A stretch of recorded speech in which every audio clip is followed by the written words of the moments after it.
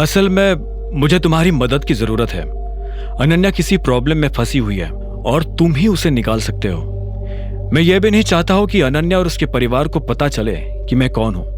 तो मैं उन्हें कह दूंगा कि मैंने अपनी मैनेजर की पोजीशन अकरम को मनाने के लिए कॉम्प्रोमाइज किया है और साथ ही उनसे कहा है कि वो चाहे तो कुछ वक्त तक मुझे कम सैलरी भी दे सकते हैं। क्या बात है, बहुत बढ़िया। इससे तुम्हारा काम भी हो जाएगा और पहचान भी छुपी रहेगी। हाँ, अच्छा, और एक चीज, अभी कुछ दिनों में एक ऑक्शन होने वाला है। अलैना भी वहां आने वाली है। उससे मिलने का इससे बढ़िया मौका तुम्हें नहीं मिलेगा। अकरम से बात करने के बाद अभिनव सो चुका था। अगली सुबह कब आई उसे पता ही नहीं चला। जब वो नौकरों के कमरे से बाहर निकल कर आया तो उसकी नजर सीधी अनन्या से मिली। अनन्या, नाश्ता रेडी है। इतने में शर्मिला की आवाज आई।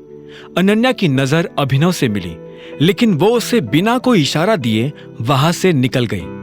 अभिनव अपनी जगह पर खड़ा का खड़ा रह गया था। तभी उसे एक भारी सी आवाज सुनाई दी। तुम्हें क्या अलग से निमंत्रण देना पड़ेगा?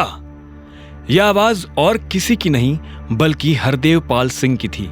वो नाश्ता करने के लिए पहले ही टेबल पर आकर बैठ गए थे। अभिनव हिचकते हुए उनकी तरफ बढ़ा और बोला, गुड मॉर्निंग। आजकल तुम्हें मॉर्निंग्स कुछ ज्यादा ही गुड नहीं लगने लगी है? इससे पहले इतने अच्छे बिस्तर पर सोए नहीं क्या? शर्मिला ने ब्रेड पर मक्खन लगाते हुए कहा। हरदेव ने अभिनव को बैठने का इशारा किया और अभिनव अनन्या के बगल वाली कुर्सी खींचकर उस पर बैठ गया। नाश्ते के लिए थैंक यू, अभिनव ने दिल से कहा। अनन्या, कल रात अभिनव कहाँ सोया था? इतने में हरदेव ने अनन्या की तरफ देखते हुए पूछा। अनन्या इस सवाल को सुनकर सकपका गई, लेकिन उसने अपना सिर नीचे रखा और कंधे उचकाते हुए बोली, मुझे नहीं पता। हरदेव ने आगे कहा, अनन्या, जो 2 कंपनीज तुम्हारे अंडर चल रही है उन्हें मैं सनी को दे रहा हूं। तुम अब आगे सिर्फ वही कंपनी संभालोगी जो तुम्हें विरासत में मिली थी, उसके अलावा कुछ नहीं। इतना कहकर हरदेव पाल सिंह ने पानी पिया, अपनी जगह से उठे और निकल गए। अनन्या की आंखें आंसुओं से भर आई थी। शर्मिला को भी गुस्सा आया और उसने उबलते हुए कहा, नहीं, वो इस तरह से मेरी बेटी से सब कुछ नहीं छीन सकते। वो मेरी बेटी के साथ इस जैसे आदमी से शादी कराने की जबरदस्ती नहीं कर सकते। मेरी बच्ची, बेचारी मेरी बच्ची का क्या होगा? इस फक्कड़ के साथ रहकर वो क्या खाएगी, कैसे रहेगी? अभिनव जानता था कि शर्मिला बहुत बड़ा चढ़ाकर बोल रही है।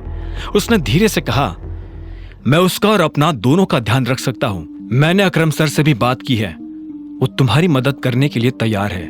बदले में उन्होंने मुझसे कहा कि मुझे मैनेजर की पोस्ट छोड़नी पड़ेगी। झूठ मत बोलो अभिनव, शर्मिला ने तुरंत कहा। एक सेकंड शर्मिला, अभिनव, तुम्हारा मतलब है कि तुम्हें अकरम की कंपनी में नौकरी मिल गई थी? राजीव के सवाल के जवाब में अभिनव ने हाँ में सिर हिला दिया। शर्मिला ने कहा, मैं मान ही नहीं सकती। उधर अनन्या अभी भी रोए जा रही थी। उसने अपने आंसू पोंछे और धीरे से शर्मिला को बोली, अभिनव के पापा अकरम सर के ड्राइवर थे। हालांकि अनन्या को यह कहते हुए भी डाउट था कि अभिनव उसकी मदद कर पाता या नहीं। इस खबर को सुनकर राजू और शर्मिला हैरान हो गए और एक साथ बोले, अकरम इस लड़के को जानते हैं? अकरम इस लड़के को जानते हैं? अनन्या ने हाँ में सिर हिला दिया। वो दोनों खुले मुंह के साथ अभिनव को देख रहे थे। उसने अभिनव से कोई बात नहीं की और अपनी गाड़ी लेकर निकल गई।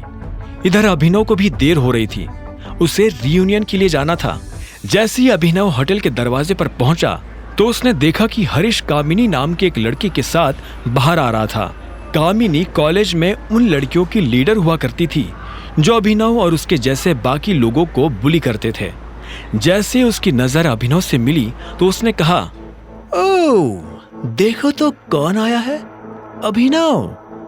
हेलो, अभिनव ने कहा। कामिनी ऊपर से नीचे तक उसके सूट को देख रही थी। इतने में हरीश ने कहा, बहुत बढ़िया सूट पहना हुआ है। मुझे तो लगा था कि तुम आओगे ही नहीं, क्योंकि डिलीवरी वालों का टाइम फिक्स नहीं होता ना, उन्हें कभी भी डिलीवरी के लिए बुला लेते हैं। क्या ये डिलीवरी बॉय है? कामिनी ने हैरान होते हुए कहा। तुम्हें नहीं पता था? नहीं यार, मैं तो अमेरिका में थी ना, तो मुझे कैसे पता होता। तो अभिनव, तुम क्या यहाँ अपना काम डिच करके आए हो?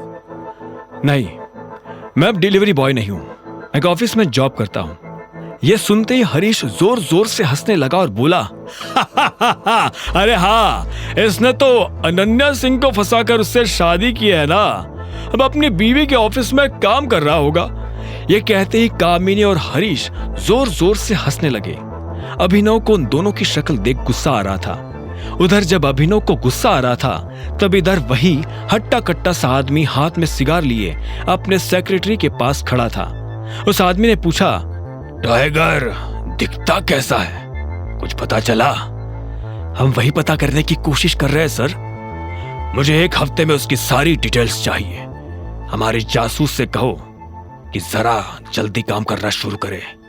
इतना कहकर उस आदमी ने सिगार का कश लिया और खिड़की से बाहर धुआं उड़ा दिया।